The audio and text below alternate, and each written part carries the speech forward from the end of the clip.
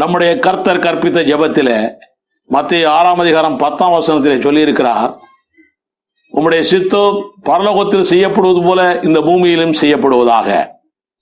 பரலோகத்திலே வருத்தம் இல்லை, பசி இல்லை, தாகம் இல்லை, வியாதி இல்லை, வறுமை இல்லை, பிசாசின் தொல்லை இல்லை. அப்படியே இந்த பூமி இருக்க வேண்டும் என்பதுதான் நம்முடைய தேவனுடைய சித்தமாய் இருக்கிறது. நிறைய பேருக்கு நம்முடைய தேவனுடைய சித்தம் என்னதென்று புரியவில்லை. யாக்கோபு 1ஆம் அதிகாரம் 17ஆம் வசனம், எபேசியர் 2ஆம் அதிகாரம் 10ஆம் வசனம், அப்போஸ்தலர் 10ஆம் அதிகாரம் 38ஆம் வசனம் போன்ற வசனங்களை எல்லாம் வாசித்தால் நம்முடைய தேவன் அன்பாகவே இருக்கிறார். அவர் என்றைக்கும் அன்பு செய்கிறவராகவே இந்த பூமியிலே சுற்றித் திரிந்தார். 1 யோவான் 4ஆம் அதிகாரம் 8ஆம் வசனமும் அப்படித்தான் சொல்லுகிறது, அவர் அன்புள்ள தேவன் என்று. பிசாசின் பிடியிலே அகப்பட்டு நாம் அழிந்து போகக்கூடாது என்றுதானே தன்னுடைய ஒரே மகனையே நமக்காய் சாக கொடுத்தார் பிதாவாகிய தேவன். யோவான் 3ஆம் அதிகாரம் 16ஆம் வசனம் அப்படித்தான் சொல்லுகிறது, நன்மை செய்ய சித்தம் கொண்ட தேவன், நம் மீது நன்மை செய்ய சித்தம் கொண்ட தேவன் ஒரு காலம் தீமையை, பொல்லாங்கான காரியத்தை, சோதனைகளை தன்னுடைய பிள்ளைகளுக்கு தரமாட்டார் தரமாட்டார் தரமாட்டார். யாக்கோபு 1ஆம் அதிகாரம் 13ஆம் வசனம் சொல்லுகிறது, சோதிக்கப்படுகிற எவரும் நான் தேவனால் சோதிக்கப்படுகிறேன் என்று சொல்லாதிருப்பானாக. சோதனைக்காரன் பிசாசு, பொல்லாங்கன் பிசாசு. யோவான் 10ஆம் அதிகாரம் 10ஆம் வசனத்தில் சொல்லப்பட்டிருக்கிறது, அவன் திருடவும் கொல்லவும் அழிக்கவும் வந்திருக்கிறான். நம்முடைய ஆண்டவர் ஜீவன் கொடுக்க வந்திருக்கிறார். யோவான் 1ஆம் அதிகாரம் 17ஆம் வசனத்திலே சொல்லப்பட்டிருக்கிறது, கிருபையும் சத்தியமும் இயேசு கிறிஸ்து மூலமாய் வந்திருக்கிறது. அப்படி என்றால் அதற்கு முன்னாலே கிருபையும் சத்தியமும் இல்லையா என்ற ஒரு கேள்வி இருக்கிறது. இருந்தது. ஆனால் தேவ கிருபையும் சத்தியமும் நமக்குத்தான் 100% வெளிப்படுத்தப்பட்டிருக்கிறது. லூக்கா 12ஆம் அதிகாரம் 2ஆம் வசனத்தை வாசித்தால், வெளியாக்கப்படாத மறைபொருளும் இல்லை, அறியப்படாத ரகசியமும் இல்லை என்று எழுதப்பட்டிருக்கிறது. ஆக இயேசு கிறிஸ்து வந்த பிற்பாடுதான் கிருபையும் சத்தியமும் வெளிப்படுத்தப்பட்டிருக்கிறது. மறைவிலே இருந்தவைகள், ஒளிப்பிடத்திலே இருந்தவைகள் வெளிச்சத்திற்கு வந்திருக்கின்றன. ஆக புதிய ஏற்பாட்டிலே தேவ சித்தம் மாறுபாடு இல்லாமல் வேதத்திலே சொல்லப்பட்டிருக்கிறது. உபாகமம் 29:29 அதில் எழுதப்பட்டிருக்கிறது, மறைவானவைகள் நம்முடைய தேவனாகிய கர்த்தருக்கே உரியவைகள், வெளிப்படுத்தப்பட்டவைகளோ இந்த நியாயப்பிரமாணத்தின் வார்த்தையின்படி எல்லாம் செய்யும்படிக்கு நமக்கும் நம்முடைய பிள்ளைகளுக்கும் என்றென்றைக்கும் உரியவைகள் என்று எழுதப்பட்டிருக்கிறது. ஆக பழைய ஏற்பாட்டிலே நிறைய காரியங்கள் மறைக்கப்பட்டிருந்தன, மறைவாய் வைக்கப்பட்டிருந்தன, அந்த மக்களுக்கு புரியும்படியா இல்லை.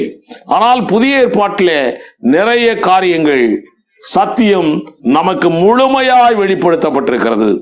இதனாலே பழைய ஏற்பாட்டை எழுதிய பரிசுத்தவான்கள், பழைய ஏற்பாட்டை எழுதிய அப்போஸ்தலர்கள், தீர்க்கதரிசிகள், அவங்க எல்லாருமே தேவ சித்தம் முழுமையாய் அவர்களுக்கு தெரியாதனாலே பல வசனங்களை அவர்கள் தங்களுடைய சொந்த கருத்து கொண்டு அவர்களுக்கு வெளிப்படுத்தப்பட்டபடியே அவர்கள் எழுதியிருக்கிறார்கள்.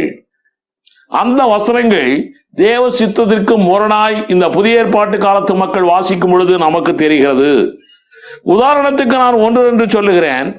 நெகேமியா 9ஆம் அதிகாரம் 26, 27 வசனங்களை வாசித்தோம் என்றால் அதிலே சொல்லுகிறார், இந்த மக்கள் செய்த பாவத்தினாலே இவர்கள் இப்பொழுது அடிமைப்பட்டு போய்விட்டார்கள் என்று சொல்லுகிறார். இப்படி அடிமைத்தனத்திற்கு ஆண்டவரே கொண்டு போய் விட்டு விட்டார் என்று சொல்லுகிறார்.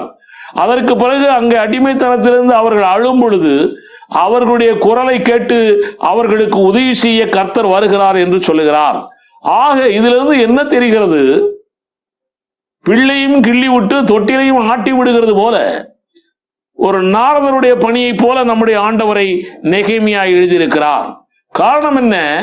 அவர்களுக்கு வந்த அந்த தீமை, அந்த அடிமைத்தனம் அவர்களுடைய பாவத்தினால் தான் வந்தது, அவர்களே சுதந்திரித்துக் கொண்டது என்ற உணர்வு இருந்தாலும் அதை வெளிப்படையாய் சொல்லுவதற்கு அவருக்கு முழுமையான தேவ சித்தம் புரியவில்லை. தேவனே அவர்கள் அடிமைத்தனத்திலே கொண்டு போய் விட்டார் என்று சொல்லுகிற அளவுக்கு அவர் முழுமையாய் தெரியாமல் எழுதுகிறார். அப்படித்தான் 83ஆம் சங்கீதத்தை வாசித்தால், எத்தனையோ சங்கீதங்கள் இருக்கின்றன, அதுல 83 வாசித்தால் முதலிலே அந்த சங்கீதக்காரன் எதிரியை அழிக்க சொல்லுகிறான், முடிவிலே ரட்சிப்பை அந்த எதிரிகளுக்கே காட்ட வேண்டும் என்று தேவனிடத்திலே கேட்கிறான்.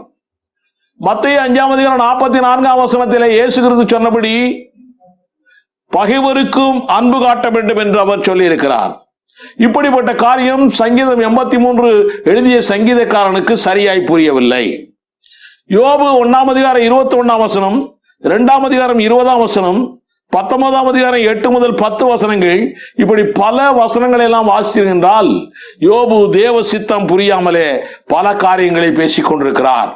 அதனால் தான் யோபு கடைசியிலே முடிக்கும் பொழுது 42ஆம் அதிகாரம் 2, 3, 5 வசனங்களிலே நான் அறியாமல் தெரியாமல் பேசிவிட்டேன், நான் அலப்பி விட்டேன் என்று அவரே தன்னைத்தானே ஒத்துக்கொள்கிறார். மோசே கூட உபாகமம் 28ஆம் அதிகாரம் 15ஆம் வசனத்துல தேவனுடைய வார்த்தைப்படி நடக்காவிட்டால் உங்களுக்கு சாபம் வரும் என்று சொன்ன மோசே, உபாகமம் 28ஆம் அதிகாரம் 35ஆம் வசனத்துல, 28ஆம் அதிகாரம் 22ஆம் வசனத்துல, 28ஆம் அதிகாரம் 50ஆம் வசனத்தில எல்லாம் தேவனே இவர்களுக்கு தீமையை கொடுக்கிறார் என்று சொல்லுகிறார். ஆக அவர் தனக்கு வெளிப்படுத்தப்பட்ட சத்தியம் 100% சரியாய் புரியாத நிலையில் இருக்கிறார்கள். உங்களுக்கு ஒரு காரியத்தை சொல்கிறேன், தண்டனை என்பது வேறு, சாபம் என்பது வேறு. சாபம் நாமே சுதந்திரித்துக் கொள்கிறோம், தண்டனை என்பது நாம் செய்த காரியங்களுக்கு தேவன் கொடுக்கிற தண்டனை, அது பெர்மனன்ட் அழிவு. தண்டனையிலிருந்து ஒரு காலம் நமக்கு விடுதலை கிடையாது. 1 தீமோத்தேயு 5ஆம் அதிகாரம் 24ஆம் வசனத்தை வாசித்தீர்கள் என்றால் தண்டனையை தேவன் கொடுக்கிறார். சாபம் டெம்பரவரி, இந்த சாபத்தை தேவன் மாற்றுகிறார். கலாத்தியர் 3ஆம் அதிகாரம் 13ஆம் வசனத்திலே இயேசு கிறிஸ்து நம்முடைய எல்லா சாபங்களையும் அவரே சுமந்து தீர்த்து விட்டார். நாம் சுதந்திரித்து பெற்றுக்கொண்ட சாபங்களை தேவன் சுதந்திரித்து அவர் ஏற்றுக்கொண்டதுனாலே அந்த சாபம் விடுதலையாகிறது. இதை தேவனே தந்து, இந்த சாபத்தை தேவனே தந்து பிற்பாடு அவரை கெஞ்சினால் அவரே மாற்றுவாரா? இல்லை. தேவ அன்பு அப்படி இல்லை. அவரே கொடுத்து அவரே கெஞ்சும் பொழுது அவரே மாற்றுகிறார் என்றால் இது தேவ அன்பு இல்லை, இது தாய் அன்பு இல்லை, இது முழுமையான அன்பு அல்ல. நம்முடைய தேவனுடைய அன்பு முழுமையான அன்பு.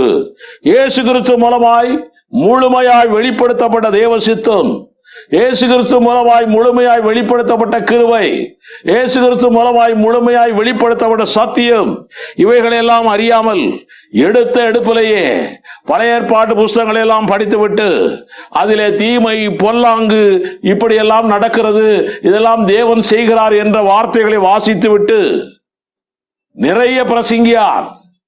தேவனே கெடுக்கிறார், தேவனே கொடுக்கிறார், தேவனே இப்படி தீமையான காரியங்களை கொடுக்கிறார் மக்களுக்கு என்று தானும் தன்னோடு இருக்கிறவர்களையும் கெடுத்து கொண்டிருக்கிறார்கள். அவர்களுக்கு முழுமையாய் தேவ சித்தம் மாத்திரம் புரிந்துவிட்டால் போதும், பழைய ஏற்பாட்டு பரிசுத்தவான்களுடைய நிலை இன்னதென்று புரிந்துவிட்டால் போதும், பழைய ஏற்பாட்டிலே கிருபையும் சத்தியமும் முழுமையாய் வெளிப்படுத்தப்படவில்லை என்ற உண்மை தெரிந்துவிட்டால் போதும், அவர்கள் இப்படிப்பட்ட பிரசங்கங்களை நிறுத்தி கொள்வார்கள். அதற்கு ஏற்றபடியே புதிய ஏற்பாட்டிலே பழைய ஏற்பாட்டுக்கு ஏற்றபடியே புதிய ஏற்பாட்டு காரியங்களையும் மாற்றி மாற்றி நாம் சொல்லலாம் என்று யோசித்துக் கொண்டிருக்கக்கூடிய பிரசங்கியார்களும் இருக்கிறார்கள். புதிய ஏற்பாடு வித்தியாசமானது. பழைய ஏற்பாட்டிலே அவர்கள் நிலைத்திருக்காதனாலே புதிய ஏற்பாடு என்ற ஒன்றை தேவன் கொடுத்தார். இந்த புதிய ஏற்பாடு தேவ அன்பை மையமாக வைத்து வந்திருக்கிறது. கிறிஸ்துவின் அன்பை மையமாக வைத்து ஆவியானவரை பெற்றுக்கொண்டு புதிய ஏற்பாட்டிலே தேவன் கொடுத்த கிருபையும் சத்தியத்தையும் முழுமையாய் அறிந்து கொண்டு மறைக்கப்படாத எல்லா காரியங்களையும் வெளிச்சத்துக்கு கொண்டு வந்து தேவ சுத்தத்தை அறிந்து கொள்ளுவோம். பழைய ஏற்பாட்டை சத்தியத்தின்படி புரிந்து கொள்ளுவோம். தேவன் நம்மோடு இருக்கிறார். எங்கள் முழுதும் அறிந்த தேவன், முன்கூட்டி குறித்து வைத்து செயல்படுத்தும் நாதன். முக்கால காரியங்கள் முழுதும் அறிந்த தேவன், முன்கூட்டு குறித்து வைத்து செயல்படுத்தும் நாதன். அவர் அறிந்ததாலே காரியங்கள் நடக்கவில்லை, அந்த காரியங்கள் நடந்துவிடும், மாற்றமில்லை. அவர் அறிந்ததாலே காரியங்கள் நடக்கவில்லை, அந்த காரியங்கள் நடந்துவிடும், மாற்றமில்லை.